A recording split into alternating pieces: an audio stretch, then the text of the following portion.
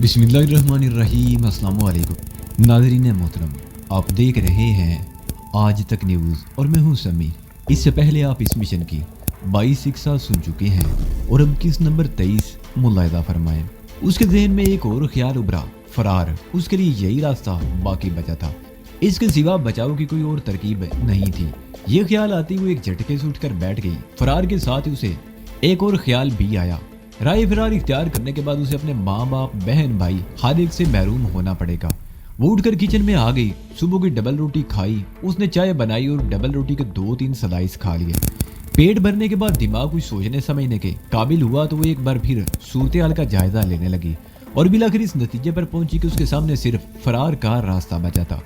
उसने हर पहलू पर गौर कर लिया था। शारिक से पहली मुलाकात के बाद वो जिस तरह नादानिस्ता तौर पर जराइम की दलदल में धंसती चली गई थी, उन हालात के पेश नजर उसके बचाव का कोई रास्ता नहीं रहा था।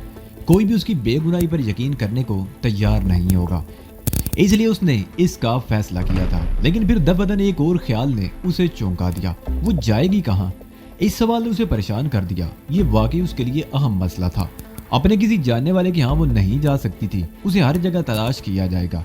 उसके सामने सिर्फ एक ही नाम था, एक चेहरा था जो ऐसी सूरत में उसे पनाह दे सकता था। शारिक ही एक ऐसा आदमी था जिसके पास उसे पनाह मिल सकती थी। ये कोठी भी शारिक ही ने उसके लिए किराए पर हासिल की थी, लेकिन वो यहाँ नहीं रह सकती थी। इस कोठी के बारे में अगरचे किसी को इल्म नहीं था, लेकिन पुलिस ज्यादा से ज्यादा 2-3 रोज में इसका सुराग लगा लेगी। लेकिन मसला तो ये था कि उसे शारिक का पता मालूम नहीं था। उसने कभी अपना पता नहीं बताया था। अलबत्ता एक मर्तबा शारिक ने बताया था कि वो लाहौर मदंग में रहता है, लेकिन मदंग कोई छोटी जगह नहीं थी कि उसे आसानी से ढूंढा जा सकता हो।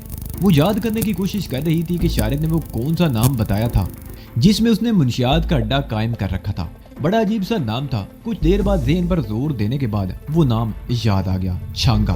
वो मुंशियात का स्मगलर था। इस किस्म के लोग खासे बदनाम होते हैं और जिस इलाके में वो रहते हैं वहाँ का बच्चा बच्चा उनसे वाकिफ होता है। एक आदमी फैसले पर पहुंचने के बाद समीता को इत्मीनान सा हुआ। उसने तय कर लिया कि वो आज ही चली जाएगी और मदंग पहुंचकर शारिक को तलाश कर लेगी। ये फैसला करने के बाद उसने तैयारी शुरू कर दी। वो अपने साथ कोई चीज नहीं ले जा सकती थी। चंद जोड़े कपड़े, जरूरत की चंद चीजें इस मौके पर उसका साथ दे सकती थी। समीना सोच रही थी कि अगर वो इस वक्त रवाना हुई तो रात के 10 बजे लाहौर नहीं पहुंच सकेगी और फिर शारिक का ठिकाना तलाश करने में भी वक्त लगेगा।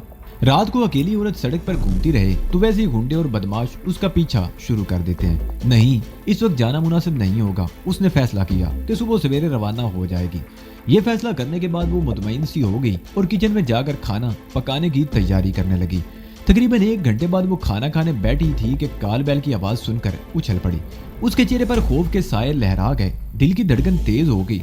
उसके घर के बारे में किसी को भी मालूम नहीं था। उसने नाइला को भी नहीं बताया था। तो क्या पुलिस ने उसका पता लगा लिया था? काल बैल एक बार फिर बजाई गई और उसके साथ एक गेट जोर जोर से धड़धड़ाया जाने लगा। ये अंदाज पुलिस ही का था। वो अपने कमरे से निकलकर रायदारी में होती हुई ड्राइंग रूम में आ गई और बत्ती जलाए बगैर खिड़की का पर्दा सिरका कर बाहर झांकने लगी। गेट पर तारीकी थी, इसलिए कुछ नजर नहीं आ सका। उसी लम्हे एक आवाज उसकी समाज से टकराई, बेगम साहब, अल्लाह के नाम पर बचा कुचा खाना दे दो, मेरे बच्चे भूखे हैं, आपको दुआएं देंगे। उस सदा के साथ एक गेट एक बार फिर खटखटाया गया। समीना के मुंह से बेइख्तियार गहरा सांस निकल गया। वो कोई भिखारी था। वो दरवाजा खोलकर बाहर आ गई। उसका दिल अब भी तेजी से धड़क रहा था। क्या बात है, ये कोई तरीका है मांगने का? तंग कर रखा है तुम लोगों ने। वो गेट खोलकर बोली। उसके सामने एक दराज का मत मलंग खड़ा था, गंजा सर और टखनों तक लंबा चौगा। समीना बीबी, मलंग ने सरगोशी की, मुझे 9 लखा ने भेजा है। पुलिस को शुबा हो गया है और वो लोग आपका सुराग लगा रहे हैं। हो सकता है पुलिस आज रात आपकी गिरफ्तारी करके यहाँ छापा मार दे। आप 10 बजे तक तैयार हो जाएं। 9 लखा आपको लेने के लिए पहुंच जाएगा। मैं तैयार मिलूंगी, लेकिन जाना कहाँ होगा? समीना ने सरगोशी में पूछा। ये तो पता नहीं जी, लेकिन आप तैयार रहिए, मलंग ने कहा और बाईं तरफ से 2 आदमियों को आते देखकर हक अल्लाह की आवाज लगाने लगा। माफ करो बाबा, तुम लोगों ने तो नाक में दम कर रखा है, समीना ने ऊंची आवाज में कहा और धड़ से गेट बंद कर दिया। बरामदे में पहुंचकर समीना ने मुड़कर देखा, मलंग जा चुका था। उसने रायदारी में दाखिल होकर दरवाजा बंद कर लिया और कमरे में आकर खाना खाने लगी। अभी 9 बजने वाले थे। तकरीबन 1 घंटा बाकी था। वो खाना खाते हुए 9 लखा के बारे में सोच रही थी। 9 लखा ने जिस तरह इतला भिजवाई थी, इससे साबित होता था कि वो उससे बेखबर नहीं था। खाना खाने के बाद उसने बर्तन उठाकर किचन में रख दिए और 9 लखा का इंतजार करने लगी। एक एक लम्हा सदियों पर भारी महसूस हो रहा था। वो हर आहट पर चौंक पड़ती। उसे ये भी अंदेशा था कि नौलखा से पहले पुलिस यहाँ ना पहुंच जाए। नौलखा ने उसे गलत इतला नहीं भिजवाई होगी। पुलिस ने इस कोठी का सुराग भी लगा लिया होगा और ऐन मुमकिन है कि पुलिस को उसके खिलाफ कोई और सबूत भी मिल गया हो और पुलिस आज रात यहाँ छापा मारने वाली हो। वो अपने कमरे से निकलकर ड्राइंग रूम में आ गई और खिड़की का पर्दा हटाकर बाहर झांकने लगी। कभी वो अपने कमरे में आ जाती और कभी किसी भटकी हुई रूह की तरह कोठी के दूसरे कमरों में घूमने लगती। एक अजीब सी बेचैनी भरी हुई थी इसमें। जब से मलंग ने आकर उसे इतला दी थी उसी वक्त से वो और परेशान हो गई थी। 10 बज गए, नौलखा नहीं आया। उसकी बेचैनी बढ़ती गई, दिमाग में सनसनाहट हो रही थी, इज़्तिराब बढ़ता जा रहा था। 10:15 बज गए, कोई गाड़ी गेट के सामने आकर रुकी तो वो एक बार फिर खिड़की से बाहर झांकने लगी। चंद सेकंड बाद एक काल बैल चीख उठी। समीना को अंधेरे में कुछ नजर नहीं आ रहा था। वो खिड़की के सामने से हटकर दरवाजे के करीब आ गई। चंद लम्हे सोचने के बाद उसने दरवाजा खोल दिया और बाहर आ गई। कमरे में बंद रहकर ये मालूम करना मुश्किल था कि बाहर है कौन, इसलिए उसे मजबूरन बाहर आना पड़ा। वो लड़खड़ाते कदमों से चलती हुई गेट के करीब पहुंच गई। गेट के बाहर नौलखा खड़ा था। समीना बीबी, नौलखा की सरगोशी सुनाई दी। तैयार होकर जल्दी से आ जाओ, मैं यहाँ इंतजार कर रहा हूँ। मैं तैयार हूँ, अभी आ रही हूँ, समीना कहती हुई तेजी से मुड़ गई। कमरे में आकर उसने अपना अटैची केस उठाया और हर चीज पर अलविदाई नजर डालती हुई दरवाजे की तरफ बढ़ गई। उसने तमाम बत्तियां बुझा दी थी। दरवाजे को ताला लगाने लगी। जब वो ताला लगाकर गाड़ी के करीब आई तो नौलखा अगली सीट पर बैठ चुका था। समीना पिछली सीट पर बैठ गई। वो एक प्राइवेट कार थी। समीना के बैठते ही कार हरकत में आ गई। ड्राइवर को शायद पहले ही से मालूम था कि उन्हें कहाँ जाना है, इसलिए ना तो नौलखा ने कुछ बताया और ना ही ड्राइवर ने कुछ पूछने की जरूरत महसूस की। कार मुख्तलिफ सड़कों से घूमती हुई लारी अड्डे के सामने से होती हुई निशाताबाद रेलवे फाटक उबूर करके रुक गई। यहाँ छोटी छोटी कई दुकानें थी, होटल थे, फलों और मुख्तलिफ चीजों के ठेले थे। खासी चहल पहल थी। कार फाटक के जरा आगे रुकी। ड्राइवर नीचे उतरकर खड़ा हो गया। समीना और नौलखा कार ही में बैठे रहे थे। उसने चादर लपेट रखी थी और उसका चेहरा भी चादर में छुपा हुआ था। नौलखा ने भी सर पर एक कपड़ा इस तरह रखा हुआ था कि कपड़े का एक पल्लू उसके चेहरे पर गिरा हुआ था और उसका चेहरा तकरीबन छुप गया था। तकरीबन 15 मिनट बाद एक फ्लाइंग कोच कार से चंद गज पीछे आकर रुकी। कार के ड्राइवर ने झुककर नौलखा से कुछ कहा। नौलखा समीना का अटैची केस उठाकर कार से उतर गया। समीना भी दरवाजा खोलकर नीचे आ गई और वो दोनों फ्लाइंग कोच की तरफ आ गए। कार का ड्राइवर वहीं खड़ा था। नौलखा ने फ्लाइंग कोच के कंडक्टर से कुछ कहा। जेब से टिकट निकालकर दिखाया। कंडक्टर ने खाली सीटों की तरफ इशारा किया। उनके बैठते ही फ्लाइंग कोच हरकत में आ गई। उनका अटैची केस छत पर रख दिया गया। समीना खिड़की की तरफ बैठी थी। नौलखा ने उस फ्लाइंग कोच के टिकट पहले ही से मंगवा लिए थे और यही कहा था कि वो लोग निशाताबाद रेलवे फाटक से फ्लाइंग कोच में बैठेंगे। ये फ्लाइंग कोच उन्हीं के लिए यहाँ रुकी थी और उनके बैठते ही हरकत में आ गई थी। फ्लाइंग कोच की तमाम सीटें भरी हुई थी। फ्लाइंग कोच कहीं रुके बगैर चलती रही। रात 1 बजे लाहौर रेलवे स्टेशन के सामने एक होटल की इमारत के सामने फ्लाइंग कोच रुक गई। यहाँ मुतअद्दिद होटल थे और हर होटल के सामने मुख्तलिफ शहरों को जाने वाली फ्लाइंग कोच के अड्डे भी कायम थे। यहाँ तांगों, रिक्शों और टैक्सियों की भी भरमार थी। रिक्शा और टैक्सी ड्राइवर कोच से उतरने वाले मुसाफिरों को गिरने की कोशिश कर रहे थे। नौलखा समीना का सूटकेस उठाए एक टैक्सी की तरफ बढ़ गया। समीना भी उसके पीछे ही थी। उसने अपने जिस्म पर चादर को कुछ और भी लपेट लिया था। टैक्सी में भी नौलखा आगे वाली सीट पर ही बैठा। समीना पीछे वाली सीट पर बैठ गई। ड्राइवर ने भी अपनी सीट संभाल ली। कहाँ चलना है जी? उसने इंजन स्टार्ट करते हुए कहा। चुबुर्जी, नौलखा ने मुख्तसर सा जवाब दिया। समीना को सीने में अपना सांस रुकता हुआ महसूस हुआ। चुबुर्जी चौक के साथ सरकारी क्वार्टर थे और समीना के वालिद का मकान भी उसी कॉलोनी में था। लेकिन फिर ये सोचकर उसने दिल को तसल्ली दी कि उन्हें चुबुर्जी के इलाके में पता नहीं कहाँ जाना होगा और फिर रात का 1 बज रहा था। इस वक्त बल्ब से कौन देखेगा। टैक्सी मुख्तलिफ सड़कों पर घूमती हुई चुबुर्जी चौक पर पहुंच गई। नौलखा ड्राइवर को रास्ता बताने लगा और जब टैक्सी चुबुर्जी क्वार्टर कॉलोनी के गेट में दाखिल हुई तो समीना का दिल उछलकर हल्क में आ गया। टैक्सी क्वार्टर की चौथी लाइन के करीब रुक गई। नौलखा ने ड्राइवर को पैसे दिए और नीचे उतर आया। समीना भी नीचे आ गई। इस वक्त अगरचे हर तरफ सन्नाटा था लेकिन उसने चादर को पूरी तरह लपेट रखा था। सिर्फ एक आंख खुली थी। उसका दिल बड़ी तेजी से धड़क रहा था। 7वीं लाइन में उसके वालिद का क्वार्टर था। चलो समीना बीबी, यहाँ मेरी फूफी जात बहन रहती है। आज की रात हमें यहीं गुजारनी पड़ेगी। सुबह इशारे के डेरे पर जाकर उसका पता करूंगा। नौलखा ने कहा। ये तुम मुझे कहाँ ले आए हो? समीना ने कहा। उसके लहजे में हल्का सा खौफ था। यहाँ मेरी फूफी जात बहन रहती है, घबराओ नहीं, आओ मेरे साथ। नौलखा ने कहते हुए उसका सूटकेस उठा लिया। ये यहाँ मेरे वालिदैन भी रहते हैं? 7वीं लैन में उनका क्वार्टर है, अगर उन्हें मेरे बारे में पता चल गया तो क्यामत आ जाएगी, समीना ने कहा। नौलखा के मुंह से बेइख्तियार निकला, ये तो वाकई गड़बड़ होगी, लेकिन रात तो तुम्हें यहीं गुजारनी पड़ेगी, हम सुबह सवेरे यहाँ से निकल चलेंगे। समीना खामोशी से उसके साथ चल पड़ी। नौलखा उसी लैन में एक क्वार्टर के सामने रुक गया और दरवाजे पर कार बैल का बटन दबा दिया। दरवाजा दूसरी मर्तबा घंटी बजाने के बाद ही खुला था और वो एक अधेड़ उम्र आदमी था जो धोती और बुनियान पहने हुए था। अरे नौलखा तुम, ये कौन है? वो शख्स बारी बारी दोनों की तरफ देखने लगा। ये मेरी बहन है भाई साहब, नौलखा आगे बढ़ते हुए बोला। रात यहाँ रहना है, सुबह अपने घर चली जाएगी। कलसूम कहाँ है? वो सो रही है, आओ आओ अंदर आओ, उस शख्स ने कहा। वो लोग अंदर आ गए। नौलखा की फूफी जात बहन कलसूम भी जाग गई थी। वो समीना की शक्ल देखते ही चौंक गई। समीना उसी महल्ले की तो रहने वाली थी, कॉलोनी के लोग एक दूसरे को जानते थे। कलसूम ने भी समीना को पहचान लिया था और समीना भी उसे पहचान गई थी। उसे देखते ही समीना का चेहरा पीला पड़ गया। ये शफात अली की बेटी, उसने नौलखा की तरफ देखते हुए कहा। ये तो फैसलाबाद में उस्तानी है, तू इसे भगा कर तो नहीं लाया नौलखे? और नहीं बहन कुलसूम, नौलखे ने कहा, इसे मेरी बहन ही समझो, बेचारी एक मुसीबत में फंस गई थी। अगर मुझे पता होता कि इसके माँ बाप का घर भी यहीं है तो इसे कभी भी यहाँ ना लेकर आता, लेकिन अब किसी को पता नहीं चलना चाहिए कि ये यहाँ है। मैं इसे कल दिन में किसी वक्त यहाँ से ले जाऊंगा। तो क्या ये अपने माँ बाप के पास नहीं जाएगी? कलसूम के शोहर नासिर ने कहा। उसके लहजे में भी हैरत थी और परेशानी भी। नहीं, नौलखे ने कहा, मैंने अभी कहा है ना कि किसी को इसके बारे में खबर भी नहीं होनी चाहिए। मेरी बात समझ गए ना तुम दोनों? लेकिन अगर किसी हमसाई ने देख लिया तो? कलसूम बोली। अगर घर में कोई आ भी जाए तो इसे दूसरे कमरे में छुपा देना, नौलखा बोला। हमें किसी मुसीबत में ना डाल देना नौलखे, नासिर ने कहा। और कुछ नहीं होता, नौलखे ने कहा। फिर कलसूम की तरफ मुतवज्जो हो गया। अब इसके सोने का बंदोबस्त करो, रात बहुत हो गई है, नींद आ रही है। कलसूम ने एक कमरे में समीना के लिए बिस्तर लगा दिया। नौलखा चादर लेकर बैठक में दरी पर सो गया। समीना अपने बिस्तर पर लेटी थी। उसकी आंखों में जलन हो रही थी, लेकिन नींद थी कि आ ही नहीं रही थी। सूरतियाल ने अचानक ही एक नया मोड़ लिया था। वो अपने घर से किस कदर करीब थी, लेकिन घर नहीं जा सकती थी। चंद गज का ये फासला मीलों पर मुहित हो गया। वो बार बार कलसूम के बारे में सोच रही थी। अगर उसने सुबह होते ही उसके घर वालों को जाकर बता दिया तो वो लोग उसके बारे में क्या सोचेंगे कि वो एक गैर मर्द के साथ रात को सफर करके क्यों आई थी और फिर रात को घर आने की बजाय किसी और के घर में क्यों रही थी।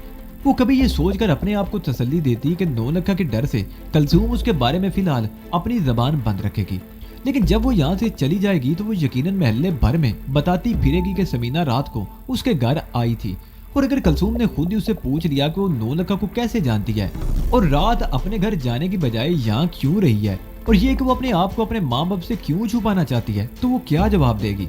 अजीब सी सूरत हो गई थी। कभी उसका दिल चाहता कि खामोशी से यहाँ से निकल जाए और जाकर अपने माँ बाप को सब कुछ बता दे, लेकिन हर बार वो इस ख्याल को जहन से झटक देती। वो एक इंतहाई कदम उठा चुकी थी। उसके दामन पर बेतहाशा धब्बे लग चुके थे। पुलिस उसके पीछे लग गई थी। मुमकिन है उसके बाद फैसलाबाद में पुलिस ने उसके मकान पर छापा मारा हो और उसकी बाकायदा तलाश शुरू हो गई हो। ऐसी सूरत में वो अपने घर नहीं जा सकती थी। फैसलाबाद में उसकी तलाश में नाकामी के बाद पुलिस उसके घर वालों से राब्ता करेगी और जब उसके माँ बाप को पता चलेगा कि वो पुलिस को मतलूब है तो उनका क्या हाल होगा और वो उसके बारे में क्या सोचेंगे। महल्ले वाले उसके बारे में क्या सोचेंगे? क्या उसके माँ बाप किसी को मुंह दिखाने के काबिल रहेंगे? अब ये सब कुछ सोचने का वक्त नहीं रहा था।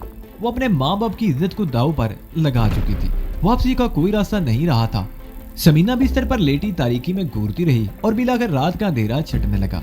खिड़की से दिन का मध्यम सा उजाला झलकने लगा। दिन की रोशनी बदतदरीज वादे होती चली जा रही थी। कुछ ही देर बाद घर में चलने फिरने की आवाजें सुनाई देने लगी। घिसटते हुए कदमों की आवाजें दरवाजे के सामने पहुंचकर रुक गई। वो कलसूम थी जो कमरे के दरवाजे के सामने खड़ी उसी की तरफ देख रही थी। उसे जागते देखकर कलसूम कमरे में आ गई। मेरा ख्याल है तुम्हें रात को नींद नहीं आई। वो चारपाई की पट्टी पर बैठ गई। हाँ, मुझे नींद नहीं आई, समीना ने मदम लहजे में जवाब दिया। तुम नौलखे को कैसे जानती हो? कलसूम ने सरगोशी की। ये मेरा भाई जरूर है, मगर इसके करतूत अच्छे नहीं है। हीरोइन बेचता है। तुम इसके जाल में कैसे फंस गई? क्या ये तुम्हें भगा लाया है? कोई धमकी देकर तुम्हारे साथ कोई ज्यादती की है? नहीं, समीना ने नफी में सर हिला दिया। मैं किसी मुसीबत में फंस गई थी। ये तो मुझे बचा कर लाया है। मेरे साथ इसने कोई ज्यादती नहीं की, समीना ने जवाब दिया। तो फिर अपने घर चली जा, कलसूम ने कहा। तुम्हारे माँ बाप को जब ये पता चलेगा कि तुम यहाँ हो तो वो क्या सोचेंगे? नहीं नहीं, खुदा के लिए उन्हें मत बताना, किसी को मत बताना कि मैं यहाँ हूँ। किसी को भी पता नहीं चलना चाहिए, समीना ने कहा। अजीब लड़की हो तुम, कलसूम ने उसे घूरा। تم نہیں جانتی کہ میں کس مصیبت میں پھنس گئی ہوں، سمینا نے کہا۔ جب تک اس مصیبت سے نہیں نکل جاتی اپنے ماں باپ کا سامنا نہیں کر سکتی تو تم اپنے ماں باپ کو کیوں نہیں بتا دیتی؟ آخر ایسی کیا مصیبت ٹوٹ پڑی ہے تم پر؟ کلثوم نے کہا۔ میں کچھ نہیں بتا سکتی، کسی کو کچھ نہیں بتا سکتی، بس تم مجھ پر یہ احسان کرو کہ کسی کو یہاں میری موجودگی کا پتہ نہ چلے، سمینا نے کہا۔ کلثوم چلنا میں اسے گھورتی رہی، پھر مزید کچھ کہے بغیر اٹھ کر چلی گئی۔ سمینا چارپائی پر لیٹی رہی۔ کچھ دیر بعد کلثوم کا شور اور 9 لکھا بھی جاگ گئے۔ سمینا ان کی آوازیں سنتی رہی مگر اس کے کمرے میں کوئی نہیں آیا۔ کلثوم کا شور تیار ہو کر دفتر چلا گیا تو اس کے کچھ ہی دیر بعد 9 لکھا کمرے میں آ گیا۔ سمینا بی بی، وہ اس کی چارپائی کے قریب رک کر بولا، میں شارک بہو کا پتہ کرنے جا رہا ہوں۔ میں نے کلثوم کو سمجھا دیا ہے، تم اٹھ کر کچھ کھا پی لو اور اپنا خیال رکھنا۔ کب تک واپس آؤ گے؟ سمینا نے پوچھا۔ اگر شارک بہو چھانگے کے ڈیرے پر مل گیا تو میں جلدی واپس آ جاؤں گا، ورنہ ہو سکتا ہے اسے تلاش کرنے میں کچھ دیر ہو جائے۔ تمہیں گھبرانے کی ضرورت نہیں، کلثوم تمہارا خیال رکھے گی، 9 لکھا کہتے ہوئے باہر چلا گیا۔ 9 لکھا کے جانے کے بعد بھی سمینا دیر تک بستر پر لیٹی رہی۔ پھر اس نے اٹھ کر منہ ہاتھ دھویا اور باورچی خانے میں ہی کلثوم کے پاس بیٹھ کر ناشتہ کرنے لگی۔ ناشتے کے بعد بھی پھر وہ اسی کمرے میں آ گئی۔ کلثوم گھر کے کام کاج میں مصروف ہو گئی۔ وقت دھیرے دھیرے گزر رہا تھا۔ سمینا جلد سے جلد یہاں سے نکل جانا چاہتی تھی لیکن 9 لکھا کا کچھ پتہ نہیں تھا۔ اسے گئے ہوئے 3 گھنٹے ہو چکے تھے۔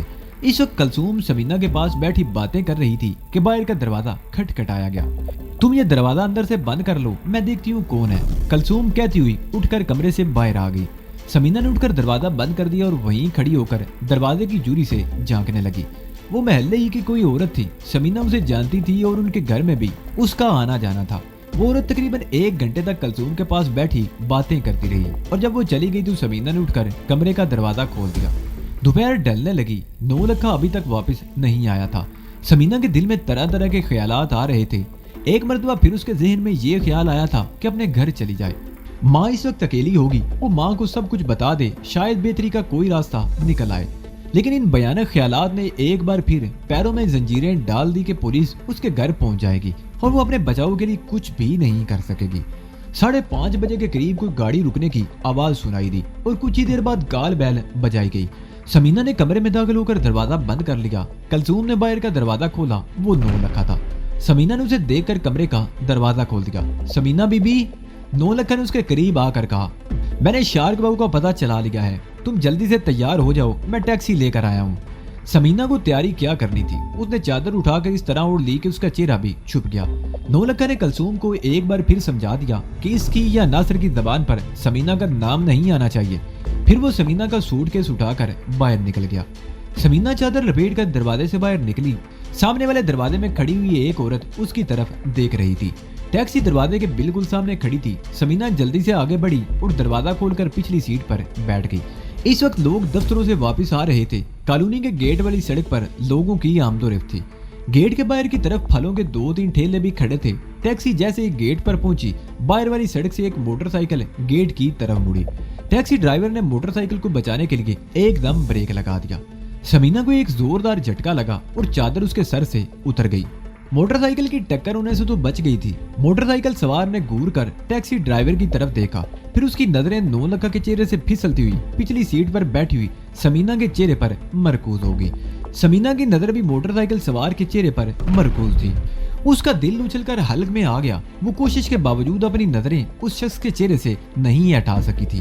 وہ موٹر سائیکل سوار اس کا باپ شفاعت علی تھا۔ شارق سہیل کے ریسٹورنٹ والے کمرے میں محدود ہو کر رہ گیا تھا۔ شہر میں ایک ہنگامہ سا مچ گیا تھا۔ اس قتل کو بھی پولیس نے منشیات فروشوں کے 2 گروہوں کے تصادم کا نتیجہ قرار دیا تھا۔ پولیس نے کچھ لوگوں کو حراست میں لیا تھا۔ رائے عامہ پولیس کے خلاف ہو گئی تھی۔ سیاسی اور سماجی لیڈروں کے دھواں بیانات اخباروں میں چھپ رہے تھے اور پولیس ہی کو ان تمام خرابیوں کی بنیاد قرار دینے کی کوشش کی جا رہی تھی۔ بعض سیاسی اور سماجی لیڈروں نے کھل کر یہ بیان دیے تھے کہ یہ تمام بھیانک جرائم پولیس کی سرپرستی میں ہو رہے ہیں۔ پولیس نے اپنی کارکردگی دکھانے کے لیے پکڑ دکڑ شروع کر رکھی تھی، لیکن پولیس کی گرفت میں وہ لوگ آ رہے تھے جو جیب تراشی اور چھوٹی موٹی چوریوں جیسے جرائم میں ملوث تھے۔ بڑی مچھلیاں ان کے قابو میں نہیں آ رہی تھی، سب لوگ روپوش ہو گئے تھے۔ شارق نے بھی اپنی پناہ گاہ سے باہر آنا مناسب نہیں سمجھا۔ ویسے وہ اچھی طرح جانتا تھا کہ پولیس کی یہ سرگرمی 2-3 روز تک جاری رہے گی اور اس کے بعد سارا جوش و خروش ٹھنڈا پڑ جائے گا اور پھر خطرے کی کوئی بات نہیں رہے گی۔ 3 दिन बाद वो अपनी पनाहगाह से निकला। उसका ख्याल दुरुस्त साबित हुआ। पुलिस की सरगर्मियां सर्द पड़ गई थी। वो शाम के वक्त सुहेल के रेस्टोरेंट से निकला और मजंग पहुंच गया। गामा और 2 और आदमी डेरे पर मौजूद थे। उनमें से एक को तो शारिक जानता था, जबकि दूसरा उसके लिए अजनबी था। शारिक गामा को लेकर अलग चला गया। ये कौन है? शारिक ने उस अजनबी के बारे में दरियाफ्त किया। ये शीदा इटली वाला है, सियालकोट से आया हुआ है, कल से यहाँ बैठा हुआ है, इसे माल चाहिए, गामे ने बताया। तो दे देते इसे माल, तुम्हें तो पता है कहाँ रखा है, शारिक ने कहा। मुझे पता तो है, लेकिन तुम्हारी इजाजत के बगैर मैं उस माल को हाथ नहीं लगा सकता, गामे ने जवाब दिया। शारिक दिल में मुस्कुरा दिया। इसे अच्छी तरह जानते हो ना? उसने पूछा। हाँ, 1-2 मरतबा छांगे से माल ले गया था।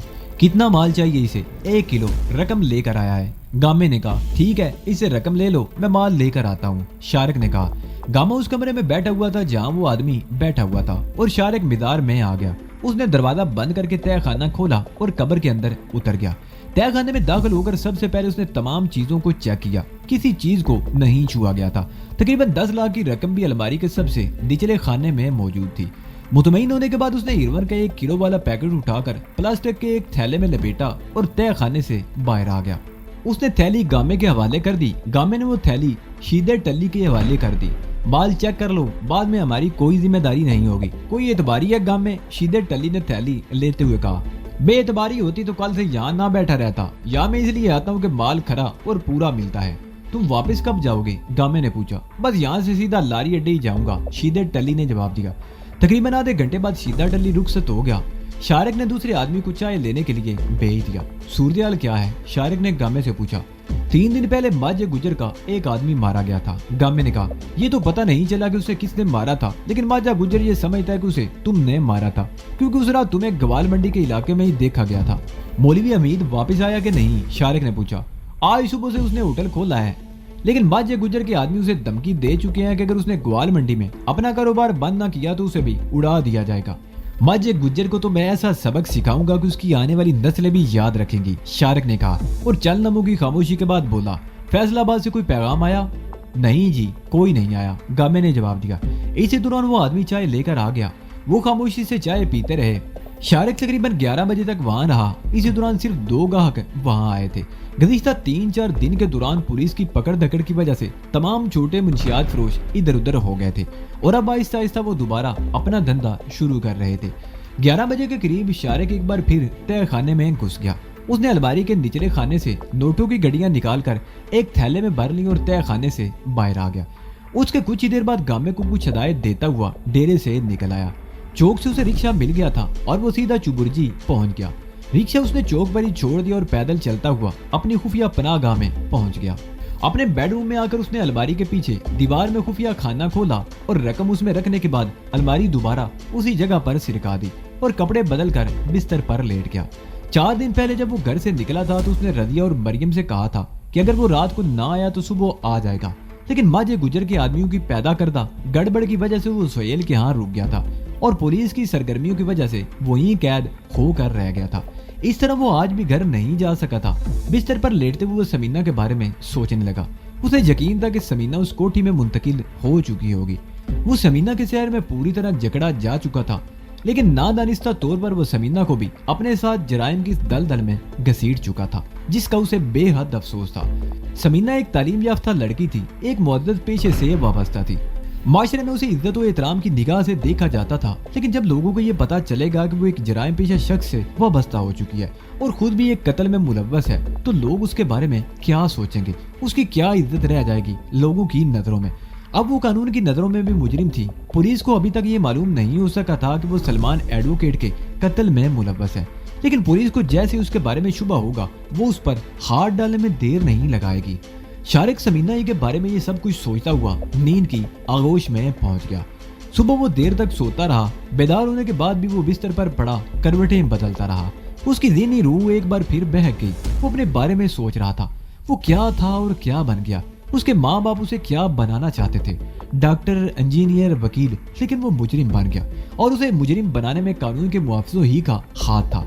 अगर कानून के ये मुआफिज उसे इस रास्ते पर ना धकेलते तो आज वो कुछ और होता, शरीफाना और पुरसुकून जिंदगी बसर कर रहा होता।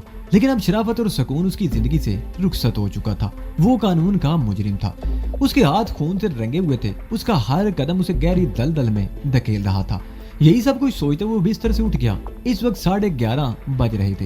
रात को वो आते हुए बेकरी से अंडे और डबल रोटी वगैरह ले आया था। उसने नाश्ता तैयार किया। नाश्ते के बाद कपड़े बदले और मकान से बाहर आ गया। वो सीधा बागबानपुरा चला गया। रदिया इस वक्त यूनिवर्सिटी गई हुई थी। मरियम ने उसे आड़े हाथों लिया। शारिक मुस्कुराते हुए खामोशी से उसकी बातें सुनता रहा। जब मरियम खामोश हुई तो वो बोला, माँ जी, मेरा कारोबार ही ऐसा है कि घर आने जाने का कोई वक्त नहीं रहा। कभी कहीं रोज शहर से बाहर रहना पड़ता है और कभी ऐसा भी होता है कि शहर में होते हुए भी घर आने का मौका नहीं मिलता। लेकिन अब कोशिश करूंगा कोई रोजाना नहीं तो दूसरे दिन घर का एक चक्कर लगा लिया करूं। आखिर ऐसा कौन सा कारोबार है तेरा कि तुम्हें घर आने का वक्त ही नहीं मिलता? मरियम ने कहा। माँ जी, शारिक ने नजरें चुराते हुए कहा, बहुत से काम ऐसे होते हैं कि आदमी को 24 घंटे मसरूफ रहना पड़ता है और मेरा काम भी कुछ ऐसा ही है। शारिक बड़ी मुश्किल से मरियम को कायल कर सका था कि कारोबारी मसरूफियात की वजह से उसे घर आने का मौका नहीं मिलता। मरियम बार बार उसके कारोबार के बारे में पूछती रहती, लेकिन वो उसे कैसे बता देता कि वो असले और हीरोइन का सौदागर है। उसके हाथ खून से रंगे हुए हैं और वो पुलिस को मतलूब है। पुलिस को जैसे ही मौका मिला उसके हाथों में हथकड़ियां पहना दी जाएंगी। 3 बजे के लगभग उसने दोपहर का खाना खाया। उस वक्त रजिया भी आ गई थी। खाने के बाद वो रजिया के साथ ड्राइंग रूम में बैठा बातें कर रहा था कि अचानक ही उठकर खड़ा हुआ। क्या हुआ? रजिया ने उलझी हुई निगाहों से उसकी तरफ देखा। एक काम याद आ गया है, शारिक ने कहा। मैं जा रहा हूँ, वापसी में शायद देर हो जाए और ये भी हो सकता है कि वापस ना आऊं। अपने कमरे में आकर उसने कपड़े बदले और फौरन ही बाहर निकल गया। इत्तेफाक से गली से निकलते उसे टैक्सी मिल गई और वो उस पर बैठकर मजंग रवाना हो गया। शारिक को कोई काम याद नहीं आया था। उसे यूं लगा था जैसे किसी गैबी कुव्वत ने उसे पकड़कर उठा दिया हो। वो नहीं समझ सका था कि ऐसी बात क्या है जिसने उसे इस कदर उजलत में घर से निकलने पर मजबूर कर दिया था। जब वो मजंग वाले डेरे पर पहुंचा तो वहाँ नौलखा को देखकर उछल पड़ा। तुम खैरियत, कब आए? शारिक ने उसे देखते ही पूछा। नौलखा को यहाँ देखकर उसका माथा ठीका था। खैरियत होती तो यहाँ ना आता शारिक बाबू, नौलखा ने जवाब दिया। मैं रात को लाहौर आया था, वो मेरे साथ है। उसने समीना का नाम लिए बगैर कहा। ओह, शारिक उसका मतलब समझ गया। कहाँ है? मेरी बहन के घर में है, नौलखा ने कहते हुए कनखियों से गामा की तरफ देखा। वो उसकी मौजूदगी में तफसील से बात नहीं करना चाहता था। शारिक ने गामा को इशारा किया और वो उठकर बाहर चला गया। हाँ बताओ क्या बात है? शारिक ने सवालिया निगाहों से नौलखा की तरफ देखा। फैसलाबाद में तो बड़ी गड़बड़ हो गई है शारिक बाबू, नौलखे ने कहा। पुलिस ने यह पता चला लिया है कि जिस रोज तकिए पर छापा पड़ा था समीना बीबी भी वहां मौजूद थी, जो कब्रिस्तान की दीवार फांद कर यूसुफ की वर्कशॉप में चली गई थी। वर्कशॉप में काम करने वाले लड़कों ने पुलिस को उसके बारे में बता दिया है और पुलिस को शुबा है कि यूसुफ ने समीना को ब्लैकमेल करना शुरू कर दिया होगा और समीना ने किसी और की मदद से उसे कत्ल कर दिया। एक पुलिस अफसर समीना से पूछगछ के लिए कॉलेज में गया। वो लोग मेरे बारे में भी मालूमात हासिल कर रहे थे। कल शाम मुझे पता चला कि पुलिस समीना की कोठी पर और हमारे तकिए पर छापा मारने वाली है। मैं समीना बीबी को लेकर फैसलाबाद निकल आया। वो इस वक्त कहाँ है? शारिक ने पूछा। चुबुर्जी क्वार्टर में मेरी फूफी जात बहन रहती है। रात को हम वहीं रहे थे। समीना अब भी वहीं है। मैं सुबह से यहाँ बैठा तुम्हारा इंतजार कर रहा हूँ, लेकिन एक गड़बड़ हो गई है। वो क्या? शारिक ने उलझी हुई निगाहों से उसकी तरफ देखा। चुबुर्जी क्वार्टर में समीना के माँ बाप का भी घर है, नौलखा ने कहा। मेरा तो ख्याल था कि समीना बीबी को चंद रोज तक अपनी बहन के घर में रखूंगा, लेकिन अब ये मुमकिन नहीं। कलसूम के घर औरतों का आना जाना है और वो सब समीना को जानती है, इसलिए उसे वहाँ नहीं रखा जा सकता। ये तो वाकई खतरनाक बात है, शारिक बोला। तुम उसे मासी मेरा के घर ले आओ, वो एक आध दिन वहाँ रहेगी, उसके बाद मैं कोई और बंदोबस्त कर लूंगा। ठीक है, नौलखा उठते हुए बोला। मैं समीना बीबी को लेकर मासी मेरा के घर पहुंच जाता हूँ, मैं वहीं तुम्हारा इंतजार करूंगा। शारिक भी कहते हुए उठ गया। वो दोनों डेरे से इकट्ठे ही निकले थे। नौलखा चौक की तरफ चला गया और शारिक ऊपर से घूमकर गलियों से चकराता हुआ मासी मेरा के घर आ गया। छांगे के भरने के बाद शारिक ने अपने तमाम आदमियों को सख्ती से हदायत कर दी थी कि सूरत ख्वाह कुछ भी हो वो मासी मेरा के घर ना जाए। वो खुद भी अब तक सिर्फ एक ही मर्तबा गया था और आज दूसरी मर्तबा वहां जा रहा था। दस्तक के जवाब में दरवाजा मासी मेरा ही ने खोला था। अंदर आ जाऊं मासी? शारिक ने उसकी तरफ देखते हुए कहा। आ जा पुत्र। मासी मेरा दरवाजे से एक तरफ हटते हुए बोली। तुझे इजाजत लेने की भला क्या जरूरत है? शारिक अंदर आ गया। मासी मेरा ने दरवाजा बंद कर दिया और उसे लेकर बैठक में आ गई। चाय पियोगे पुत्र? उसने पूछा। जरूर पीऊंगा मासी, लेकिन पहले एक जरूरी बात करना चाहता हूँ, शारिक बोला। क्या बात है पुत्र? मासी मेरा दूसरी कुर्सी पर बैठ गई। شارق چند میں خاموش رہا، پھر سمینہ کے بارے میں بتانے لگا۔ آخر میں وہ کہہ رہا تھا وہ بڑی مظلوم لڑکی ہے، محض میری وجہ سے مصیبت میں پھنس گئی ہے اور میں اس کی مدد کرنا چاہتا ہوں۔ وہ 1-2 روز یہاں رہے گی، پھر میں اس کے لیے کوئی دوسرا بندوبست کر دوں گا۔ کوئی دوسرا بندوبست کرنے کی کیا ضرورت ہے پتر؟ ماسی میرا نے کہا۔ اسے لے آؤ، وہ یہیں رہے گی، میرا بھی دل لگا رہے گا۔ نہیں ماسی، شارق نے کہا، پولیس اس کے پیچھے لگ گئی ہے، اگر وہ لوگ اس کا سراغ لگاتے ہوئے یہاں تک پہنچ گئے تو آپ کو بھی پریشانی ہوگی۔ نہیں، اس کا یہاں رہنا ٹھیک نہیں ہے، 1-8 دن کی بات تو کوئی نہیں۔ ٹھیک ہے، جیسے تمہاری مرضی، ماسی میرا نے کہا، پھر اٹھتے ہوئے بولی، تم بیٹھو، میں چائے بنا کر لاتی ہوں۔ وہ کمرے سے باہر نکل گئی اور شارق سمینہ کے بارے میں سوچنے لگا۔ کچھ ہی دیر بعد ماسی میرا چائے بنا کر لے آئی۔ چائے کے دوران وہ زیادہ تر چھانگا کے بارے میں باتیں کرتے رہے۔ تقریباً 1 گھنٹے بعد گلی میں کوئی گاڑی رکنے کی آواز سنائی دی اور پھر دروازہ کھٹکھٹایا گیا۔ ماسی میرا نے جا کر دروازہ کھولا اور جب وہ واپس آئی تو اس کے ساتھ سمینہ اور 9 لکھا بھی تھے۔ بڑا غضب ہو گیا شارق باؤ، 9 لکھا نے سوٹ کیس رکھتے ہوئے کہا۔ کیا ہوا؟ شارق نے پوچھا۔ ہم ٹیکسی پر قانونی گیٹ سے نکل ہی رہے تھے کہ سمینہ کے باپ نے اسے دیکھ لیا۔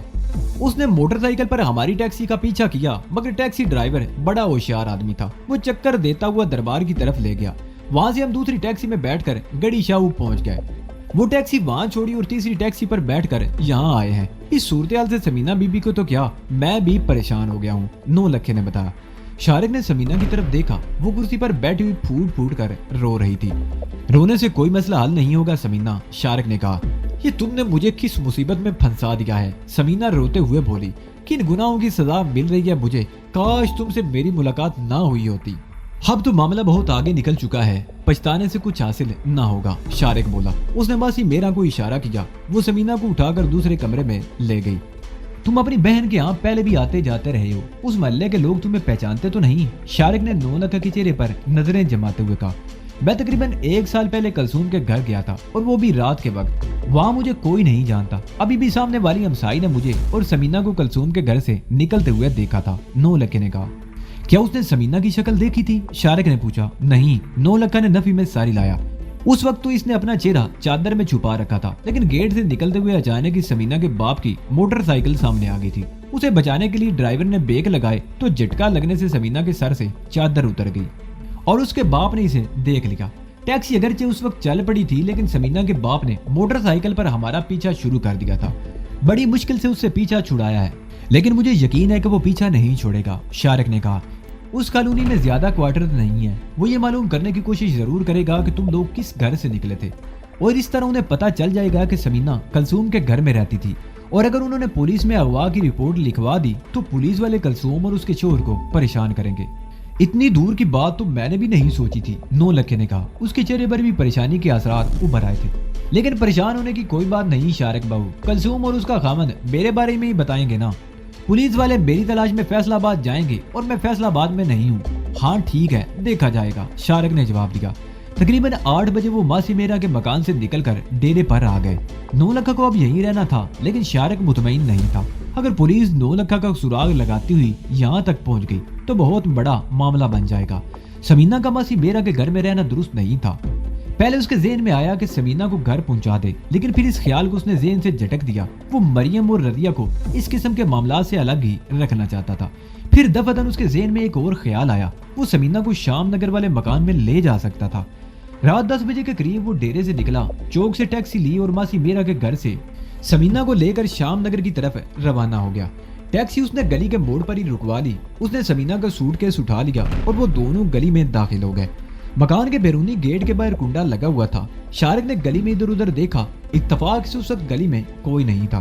اس نے کنڈا کھولا، سمینہ کو اندر داخل ہونے کا موقع دیا، پھر خود اندر داخل ہو کر گیٹ بند کر دیا اور برآمدے میں پہنچ کر دیوار کی چوکھٹ کے اوپر ہاتھ ڈال کر ٹھٹولنے لگا۔ چوکھٹ میں اس نے گہرا سوراخ بنا رکھا تھا۔ برآمدے والے دروازے کی تالے کی چابی وہ چوکھٹ کے اسی سوراخ میں رکھ دیا کرتا تھا۔ کسی کو یہاں چابی رکھے جانے کے بارے میں کچھ بھی نہیں علم تھا۔ اس نے ٹھٹول کر چابی نکالی اور تالا کھول کر دروازہ کھول دیا۔ پہلے اس نے سمینہ کو اندر داخل ہونے کا راستہ دیا، پھر خود اندر داخل ہو کر دروازہ بند کر دیا اور بتی جلانے کے لیے دیوار پر سوئچ ٹٹولنے لگا۔ گہری تاریکی تھی، سمینہ کے دل کی دھڑکن تیز ہو گئی۔ اس کے ذہن پر ایک عجیب سا خوف طاری ہو رہا تھا۔ شارق اس کے گھر میں کئی روز رہ چکا تھا، لیکن اس نے بڑی شرافت کا مظاہرہ کیا تھا۔ لیکن اس وقت بات کچھ اور تھی اور اب وہ بقول شخص سے اپنی ساری کشتیاں جلا کر آئی تھی۔ और वो शारिक के रहमो करम पर थी। वो पुलिस के खौफ से भागी थी। उसने अपने घर वालों को भी धोखा दिया था। ये बात उसने खास तौर पर समझ ली थी कि अब उसके मुकद्दर में जिल्लत और रुसवाई के सिवा कुछ नहीं था। एक जराइम पेशा शख्स की पनाह में रहकर वो जिल्लत और रुसवाई ही की जिंदगी गुजार सकती थी। थोड़ी सी आवाज के साथ रोशनी फैल गई। समीना की आंखें चुंदिया सी गई, लेकिन चंद लम्हों के बाद उसकी आंखें तेज रोशनी से मानूस हुई तो वो इधर उधर देखने लगी। ये मेरी खुफिया पनाहगाह है जिसके बारे में किसी को इल्म नहीं। तुम पहली हस्ती हो जिसे मैं यहाँ लाया हूँ, शारिक ने कहा। आओ मैं तुम्हें पूरा घर दिखा दूं। वो बेडरूम में आ गए। शारिक ने उसका सूटकेस पलंग पर रख दिया। वो उसे बेड दिखाने के बाद दूसरे कमरे में ले आया। बेडरूम में तो आरामदेह बिस्तर लगा हुआ था, लेकिन कमरे में बान की छलंगा सी चारपाई के सिवा कुछ भी नहीं था। फर्श पर गर्द जमी हुई थी और साफ जाहिर हो रहा था कि इस कमरे की सफाई पर कभी तवज्जो नहीं दी गई थी। वो उसे लाउंज में ले आया। ये मुस्ततील कमरा था। 3-4 कुर्सियां और एक मेज पड़ी हुई थी। मेज पर शीशे का एक गिलास और एक जग भी रखा हुआ था। उस कमरे के एक दरवाजा बाईं तरफ भी खुलता था। दाईं तरफ किचन था। किचन के दरवाजे के करीब ही 8 मुकाब फुट का एक फ्रिज भी रखा हुआ था। किचन में जरूरत के बर्तन और दीगर तमाम चीजें मौजूद थी। गैस का चूल्हा भी रखा हुआ था और एक कोने में बुरशीन का सिलेंडर भी मौजूद था। सिंक में 3-4 जूठे बर्तन पड़े हुए थे। तुमने खाना खाया या नहीं? शारिक ने पूछा। नहीं, लेकिन मुझे भूख नहीं, समीना ने जवाब दिया। खाना पीना छोड़ दोगी तो बीमार पड़ जाओगी, शारिक ने कहा। इस वक्त तो मैं होटल ही से ले आता हूँ। कल सुबह कोई दीगर बंदोबस्त किया जाएगा। आओ दरवाजा बंद कर लो। मैं बाहर ही मौजूद हूँगा। शारिक के बाहर जाते ही समीना ने दरवाजा अंदर से बंद कर लिया और बेडरूम में आ गई। उसके दिमाग में आंधी हंसी चल रही थी। उसने अपने पैरों पर खुद कुल्हाड़ी मारी थी। अपनी बर्बादी की जिम्मेदार वो खुद थी। उसमें शारिक का या किसी और का कोई कसूर नहीं था। तकरीबन आधे घंटे बाद शारिक खाना लेकर आ गया। चिकन टिक्का कबाब और तंदूर की रोटियां। वो दूध और सुबह के नाश्ते के लिए डबल रोटी और अंडे मक्खन वगैरह भी ले आया था। समीना ने पहले किचन में जाकर बर्तन धोए। इसी दौरान शारिक ने मेज वगैरह साफ कर दी और गिलास और जग धोकर उसमें पानी भरकर मेज पर रख दिया। समीना ने खाना प्लेटों में निकाल लिया। कुछ देर बाद वो दोनों मेज पर आमने सामने बैठे खाना खा रहे थे। समीना का अंदाज ऐसा था जैसे नवाले जबरदस्ती हल्क में ठोंस रही हो। वो बजाय तो शारिक के सामने बैठी हुई थी, लेकिन उसका जहन कहीं और था। उसके घर वालों का क्या हाल होगा? उसकी आंखों के सामने वो मंदिर घूम गया जब उसने टैक्सी पर कॉलोनी के गेट से गुजरते हुए अपने बाप को देखा था। उसके बाप की आंखों में पहले हैरत के तासरात उभरे थे, फिर हैरत की जगह तशवीश और परेशानी ने ले ली थी। उसका बाप मोटरसाइकिल को स्टैंड पर खड़ी कर रहा था। वो गालबन टैक्सी की तरफ आना चाहता था, लेकिन इसी दौरान टैक्सी हरकत में आ गई थी। उसका बाप समीना को पुकारता हुआ टैक्सी के पीछे लपका। नौलखा ने भी पीछे मुड़कर देखा था। ये कौन है? उसने पूछा। मेरे डैडी, समीना ने खौफजदा लहजे में जवाब दिया। उसके साथ ही उसने पीछे मुड़कर भी देखा था। उसके चेहरे पर इस किस्म के तासरात उभर आए थे जैसे अभी रो पड़ेगी। नौलखा ने टैक्सी ड्राइवर से कुछ कहा। टैक्सी की रफ्तार एकदम तेज हो गई। समीना बार बार पीछे मुड़कर देख रही थी। उसका बाप अपनी मोटरसाइकिल की तरफ लपका और फिर उसने मोटरसाइकिल पर टैक्सी का ताकुब शुरू कर दिया। लेकिन टैक्सी ड्राइवर एक तजर्बाकार आदमी था। वो जल्दी समीना के बाप को डाज देने में कामयाब हो गया। दाता दरबार के करीब उन्होंने वो टैक्सी छोड़ दी और दूसरी टैक्सी में बैठ गए। फिर गड़ी शाह से एक तीसरी टैक्सी में बैठकर मजंग में मासी बेरा के घर पहुंचे। समीना को बाप का चेहरा बार बार अपनी आंखों के सामने घूमता हुआ नजर आ रहा था। वो टैक्सी को खो देने के बाद यकीनन घर गया होगा, और जब उसे पता चला होगा कि समीना घर नहीं आई थी तो उस पर और घर के दूसरे अफराद पर क्या क़यामत गुजरी होगी। समीना को यूं गुमसुम पाकर शारिक ने मेज पर से बर्तन उठाकर किचन में रख दिए और समीना को बाजू से पकड़कर बेडरूम में ले आया। ज्यादा मत सोचो, जो होना था वो हो चुका, अब सोचना छोड़ दो। समीना पलंग की पट्टी पर बैठ गई। उसकी आंखों से बेइख्तियार आंसू बह निकले थे। शारिक उसका हाथ सहलाते हुए उसे समझाने की कोशिश कर रहा था। समीना ने भी अपना हाथ उसके हाथ से छुड़ाने की कोशिश नहीं की थी। शारिक ने घड़ी देखी, 12 बजने वाले थे। तुम यहाँ पलंग पर सो जाओ, मैं दूसरे कमरे में चारपाई पर सो जाता हूँ। अपने दिल से सारा खौफ निकाल दो, यहाँ तुम बिल्कुल महफूज हो, शारिक ने कहा और फिर उसका सूटकेस उठाकर नीचे रख दिया और पलंग पर पड़ी हुई 2 चादरों में से एक चादर उठाकर बेडरूम से निकल आया। कमरे से निकलने से पहले उसने तेज रोशनी का बल्ब बुझाकर नीलगो रोशनी वाला नाइट बल्ब जला दिया था। दूसरे कमरे में आकर उसने चारपाई उठाकर झाड़ी और उस पर चादर बिछाकर लेट गया। लेटने से पहले उसने कमरे की बत्ती बुझा दी थी, सिर्फ लाउंज की बत्ती जल रही थी। उसकी रोशनी शारिक वाले कमरे के दरवाजे तक पहुंच रही थी। शारिक अंधेरे में छलंगा सी चारपाई पर पड़ा करवटें बदल रहा था। उसे नींद नहीं आ रही थी। वक्त धीरे धीरे गुजर रहा था। वो बार बार समीना के बारे में सोच रहा था। वो सो गई होगी, शायद जाग रही होगी। रात के 3 बज रहे थे। वो चारपाई से उठकर नंगे पैर चलता हुआ کمرے سے نکلا اور دبے قدموں سمینہ والے کمرے کی طرف بڑھنے لگا۔ وہ صرف یہ دیکھنا چاہتا تھا کہ سمینہ سو گئی تھی یا ابھی تک جاگ رہی تھی۔ کمرے کا دروازہ کھلا ہوا تھا، نیلگوں روشنی جھلک رہی تھی۔ شارق دروازے میں رک گیا، اس نے اندر جھانک کر دیکھا سمینہ جاگ رہی تھی۔ اس نے شارق کو دیکھ لیا اور اٹھ کر بیٹھ گئی۔ شارق اندر آ گیا۔ تو تم کیوں آئے ہو؟ وہ اکلائی۔ شارق کو اس وقت اپنے کمرے میں دیکھ کر اس کا دل ہولے ہولے کانپنے لگا تھا۔ غلط مت سمجھو، شارق نے کہا، میں صرف یہ دیکھنے آیا تھا کہ تم سو گئی ہو یا جاگ گئی ہو۔ اگر تم سو چکی ہوتی تو میں یقیناً واپس چلا جاتا۔ تمہیں جاگتے دیکھ کر اندر آ گیا ہوں۔ مجھے نیند نہیں آ رہی، تم بھی جاگ رہی ہو، کیوں نہ باتوں میں کچھ وقت گزار لیا جائے۔ وہ بیڈ کی پٹی پر بیٹھ گیا۔ سمینہ کے دل کی دھڑکن تیز ہو گئی۔ رات کا پچھلا پہر وہ دونوں اکیلے تھے، بلکہ وہ شارق کے رحم و کرم پر تھی۔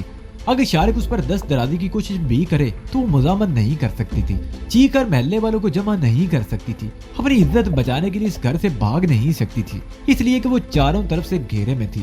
یہاں شارق تھا، اس چار دیواری کے باہر 20 شکاری گھات لگائے بیٹھے تھے۔ پولیس اس کے تاغ میں تھی، وہ کہیں نہیں جا سکتی تھی، کچھ نہیں کر سکتی تھی۔ بے بسی سے اس کی آنکھوں میں آنسو بھر آئے۔ تم رو رہی ہو؟ شارق نے قریب سرک کر اس کا ہاتھ پکڑ لیا۔ تو کیا تمہارے خیال میں مجھے کہہ کے لگانے چاہیے؟ اپنی بربادی پر خوش ہونا چاہیے؟ سمینہ نے جذبات کی شدت پر قابو پانے کی کوشش کرتے ہوئے کہا۔ دیکھو سمینہ، شارق نے اس کا ہاتھ سہلاتے ہوئے کہا، مجھے بار بار افسوس اور ندامت کا اظہار کرتے ہوئے اچھا نہیں لگتا۔ جو کچھ ہونا تھا ہو چکا۔ اب تم وہ نہیں رہی جو چند روز پہلے تک تھی، میں بھی وہ نہیں جو پہلے تھا۔ میری طرح تمہیں بھی حالات سے سمجھوتا کر لینا چاہیے۔ یہ سمجھ لینا چاہیے کہ جب انسان سے ایک غلطی ہو جائے تو لوگ اسے سنبھلنے کا موقع نہیں دیتے۔ میں نے کوئی غلطی نہیں کی تھی، لیکن مجھے غلطیاں کرنے پر مجبور کیا جاتا رہا تھا۔ تم عورت ہو، تم سے ایک غلطی ہوئی تھی مجھے پناہ دینے کی۔ تمہیں ایک موقع ملا تھا، لیکن تم نے اس سے فائدہ نہیں اٹھایا۔ اگر تم اس موقع سے فائدہ اٹھا کر مجھے پولیس کے حوالے کر دیا ہوتا تو تمہیں آج اس صورتحال کا سامنا نہ کرنا پڑتا۔ مگر تم سے غلطی ہو گئی تھی، دل کیا تو مجبور ہو کر یا کسی بھی طرح۔ اس کے بعد تم غلطی پر غلطی کرتی چلی گئی۔ پیٹ در پہ سردرد ہونے والی غلطیاں تمہیں دل دل میں دھکیلتی رہی۔ اگر تم اب بھی اپنے آپ کو پولیس کے حوالے کر دو تو عین ممکن ہے کہ قانون تمہیں مجبور اور بے بس سمجھ کر تمہاری ان غلطیوں کو معاف کر دے۔ مگر قانون کے یہ محافظ جنہیں پولیس کہا جاتا ہے تمہیں معاف نہیں کریں گے۔ وہ قدم قدم پر تمہارے راستے میں آئیں گے اور تمہیں وہ راستہ اپنانے پر مجبور کر دیں گے جس سے تم بچنا چاہتی ہو۔ یہ اپنے مفاد کے لیے تمہیں جرائم کی دلدل میں دھکیلتے رہیں گے۔ میری بات سمجھنے کی کوشش کرو سمینہ، یہاں زندہ رہنے کے لیے اپنا حق مانگا نہیں جاتا، چھینا جاتا ہے۔ آج تم جن لوگوں سے چپ رہی ہو، کل وہی تمہیں سلام کریں گے۔ کیا میں اس طرح زندہ رہ سکوں گی، لوگوں کے لیے کھلونا بن کر؟ سمینہ نے سسکی بھرتے ہوئے کہا۔ زندگی گزارنے کے دو ہی طریقے ہیں، شارق نے کہا۔ زندگی غلاموں کی طرح ڈر کر اور سہم کر بھی گزر جاتی ہے اور اپر ہینڈ ہو کر بھی گزاری جا سکتی ہے۔ جب اپر ہینڈ ہونے کا موقع حاصل ہو تو سسکنے کی کیا ضرورت ہے؟ جب تم بالادست ہو کر رہو گی تو کوئی تمہیں کھلونا سمجھ کر تمہاری طرف ہاتھ نہیں بڑھائے گا۔ میری سمجھ میں کچھ نہیں آ رہا، میرا دماغ پھٹا جا رہا ہے، سمینہ نے سسکی بھری۔ سب کچھ دماغ سے نکال دو، شارق نے کہتے ہوئے آہستگی سے اسے اپنی طرف کھینچ لیا۔ سمینہ نے کوئی مزاحمت نہیں کی، اس کا سر شارق کے کندھے پر ٹک گیا۔ شارق اس کے بالوں میں انگلیاں پھیرنے لگا۔ سمینہ سسکیاں بھرتی رہی، پھر اس کے آنسو تھم گئے۔ وہ اپنے آپ میں سنسنی کی ایک عجیب سی کیفیت محسوس کرنے لگی، لیکن اس سنسنی میں خوف نہیں تھا، ایک عجیب سی کیفیت تھی جسے وہ کوئی نام نہیں دے پا رہی تھی۔ اس کی آنکھیں بند ہوئی جا رہی تھی، لیکن اسے نیند نہیں آ رہی تھی۔ شارق نے اسے لٹا دیا۔ سمینہ اس کے لمس کو محسوس کرتی رہی، اور جب صبح سمینہ بیدار ہوئی تو وہ پہلی باری سمینہ نہیں رہی تھی۔ شارق اس کے پہلوں میں گہری نیند سو رہا تھا۔ سمینہ ایک جھٹکے سے اٹھ کر بیٹھ گئی، اس کے دل میں ایک اوک سی اٹھی تھی۔ اس نے اپنا چہرہ دونوں ہاتھوں میں چھپا لیا اور اپنی قسمت پر پھوٹ پھوٹ کر رونے لگی۔ ماجہ گجر بری طرح جھنجھلایا ہوا تھا۔ شارق کی وجہ سے اسے گزشتہ چند روز میں نہ صرف لاکھوں روپے کا نقصان اٹھانا پڑا تھا، بلکہ اس کے 2 بندے بھی مارے جا چکے تھے۔ دولت کی ہوس انسان کو کبھی ایک سطح پر ٹکنے نہیں دیتی۔ ہر شخص قارون سے زیادہ دولت مند بننے کے خواب دیکھتا ہے۔ ماجہ گجر کا شمار بھی ایسے ہی لوگوں میں تھا۔ اس نے چھانگا کے کہنے میں آ کر دودھ کا کاروبار ختم کر کے منشیات کا کاروبار شروع کیا تھا، اور تب اسے پتا چلا تھا کہ اصول زر کا اصل ذریعہ تو یہی ہے۔ اس میں خطرات تو تھے، لیکن جب دولت پاس ہو تو ان خطرات پر بھی قابو پایا جا سکتا ہے۔ وہ لاکھوں روپے کما رہا تھا، مگر اس کی ہوس تھی کہ بڑھتی ہی جا رہی تھی۔ اسے اس بزنس میں لانے والا چھانگا ہی تھا۔ چھانگا اسے زیادہ کما رہا تھا، لیکن ماجہ گجر اب چھانگا کو راستے سے ہٹانے کا منصوبہ بنانے لگا۔ جیرا چھانگے کا خاص آدمی تھا۔ شارق کے آنے سے جیرے پر اگرچہ کوئی اثر نہیں پڑا تھا، مگر ماجہ گجر جیرے کے ذہن میں یہ بات بٹھانے لگا کہ چھانگے کو اب اس پر اعتماد نہیں رہا۔ जीरा उसकी बातों में आ गया और माजा गुज्जर उसे छांगे से तोड़ने में कामयाब हो गया। जीरे ने छांगे के तय खाने से 15 किलो हीरोइन भी चोरी करके ऊने पौने दामों माजा गुज्जर के हवाले कर दी थी। माजा गुज्जर का मंसूबा ये था कि जीरे के हाथों छांगे को खत्म करवाकर लाहौर की मुंशियात की मार्केट पर काबिज हो जाए। लाहौर के मुंशियात फरोशों की तमाम बड़ी पार्टियां छांगा के कब्जे में थी। लाहौर से बाहर की पार्टी में छांगा इसे माल लेती थी और माजा गुज्जर उस पूरी मार्केट पर काबिज होने के ख्वाब देख रहा था, लेकिन उसका मंसूबा कामयाब नहीं हो सका। छांगा और जीरा आपस में उलझ पड़े। जीरा मारा गया और छांगा शदीद जख्मी हुआ। माजा गुज्जर ने असल में गलत वक्त पर गलत कदम उठाया था। उसे अगर ये इल्म होता कि शारिक इन दिनों लाहौर में नहीं था तो वो जीरे को छांगा के स्टोर से हीरोइन चुराने का मशवरा ना देता। उसका मंसूबा तो ये था कि जीरे के जरिए हीरोइन चोरी करवा कर उसका इल्जाम शारिक पर थोप दिया जाए और शारिक को छांगा की नजरों में गिरा कर उसे गिरोह से निकलवा दिया जाए और दूसरे मरहले में छांगा को जीरे के हाथों मरवा दिया जाए। इस तरह जीरा भी उसके कब्जे में आ जाता, लेकिन जीरे को भी शार की अदम मौजूदगी का इल्म नहीं था। इस तरह हीरोइन की चोरी का इल्जाम उसी पर आया क्योंकि तय खाने के राज से सिर्फ वो ही वाकिफ था और कोई आदमी नहीं जानता था कि कब्र के नीचे कोई तय खाना मौजूद है। इस तरह जीरे का राज अफशा हो गया। छांगा शदीद जख्मी था, उसके फेफड़े में गोली फंसी हुई थी, उसके बचने की कोई उम्मीद न थी। उस मौके से फायदा उठाते हुए माजे गुज्जर ने दूसरी पार्टियों से साज़बाज़ शुरू कर दी, मगर ऐन वक्त पर शार्क कूद पड़ा। वो छांगे से ज्यादा चालाक साबित हुआ। उसने ऐसी हिकमत अमली इख्तियार की कि माजा गुज्जर जैसा गाग आदमी भी चकरा कर रह गया। शारिक ने एक तरफ निक्के पहलवान पर छांगा का 2-2.5 लाख रुपए का कर्जा माफ कर दिया तो दूसरी तरफ ग्वाल मंडी के मौलवी हमीद को मुफ्त हीरोइन देकर उसके आदमियों के मुकाबले पर ला खड़ा कर दिया। मौलवी हमीद आधी कीमत पर हीरोइन फरोख्त करने लगा, जिससे उस इलाके में माजे गुज्जर के आदमियों का धंधा ठप हो गया। उसके अलावा शारिक ने दूसरी पार्टियों को भी बड़ी होशियारी से अपने काबू में रखा। माजे गुज्जर ने अपने आदमियों के जरिए मौलवी हमीद पर हमला करवा दिया। उस हंगामे में 2 राहगीर और मौलवी हमीद का एक आदमी भी मारा गया और उसका अपना आदमी भी एक पकड़ा गया था। माजे गुज्जर के भी 2 आदमी पकड़े गए थे जिन्हें वो मुक मुका करके उसी रात छुड़वा लाया था। दूसरे दिन शारिक ने भी अपने आदमी को छुड़ा लिया। इसी दौरान माजे गुज्जर को ये इत्तला मिल गई कि शारिक ग्वाल मंडी के इलाके में मौजूद है।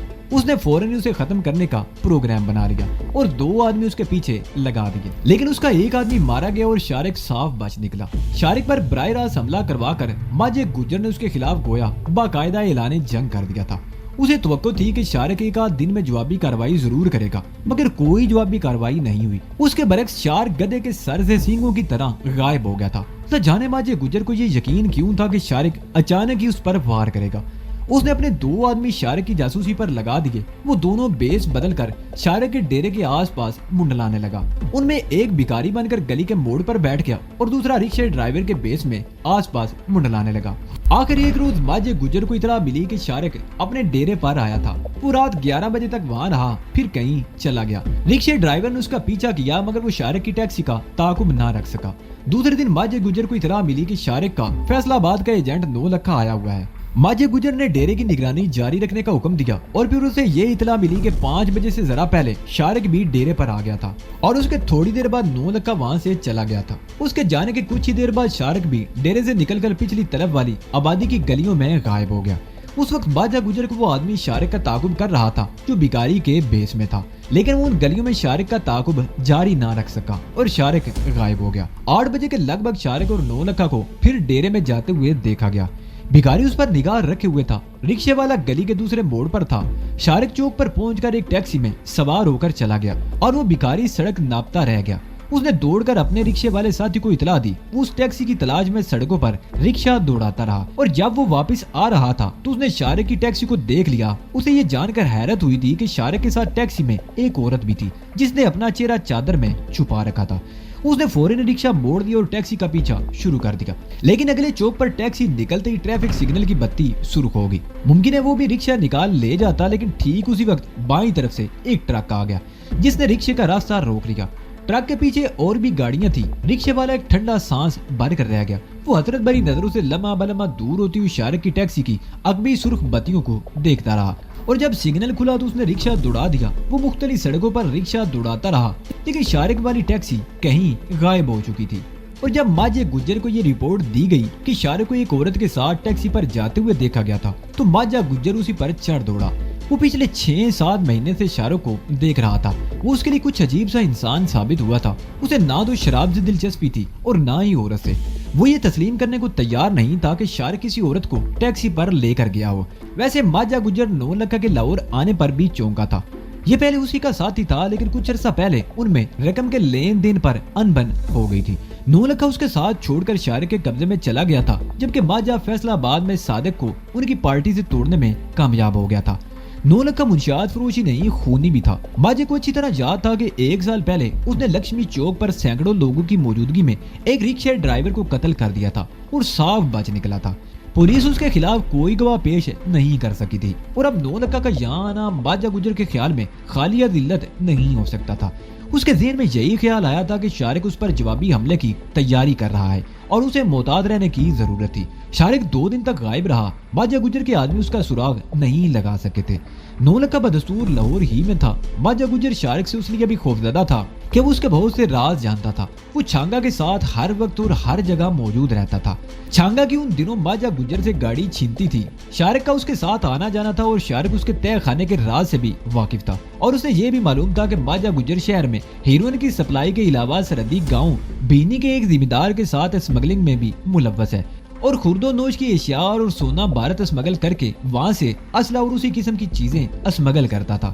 یہی سب باتیں ماجہ گجر کو پریشان کر رہی تھی، اس لیے وہ شارق کو اپنے راستے سے ہٹانا چاہتا تھا۔ اس طرح اسے 2 فائدے ہوتے، پہلے تو یہ کہ اس کے راز محفوظ رہتے، اور دوسرا یہ کہ وہ لاہور کی منشیات کی مارکیٹ پر قابض ہو جاتا۔ لاہور میں اگرچہ اور بھی کئی فیکٹریاں تھیں، مگر ماجہ گجر کو ان کی پرواہ نہیں تھی۔ اسے یقین تھا کہ شارق کے ختم ہو جانے کے بعد باقی پارٹیاں خود بخود اس کے سامنے گھٹنے ٹیک دیں گی۔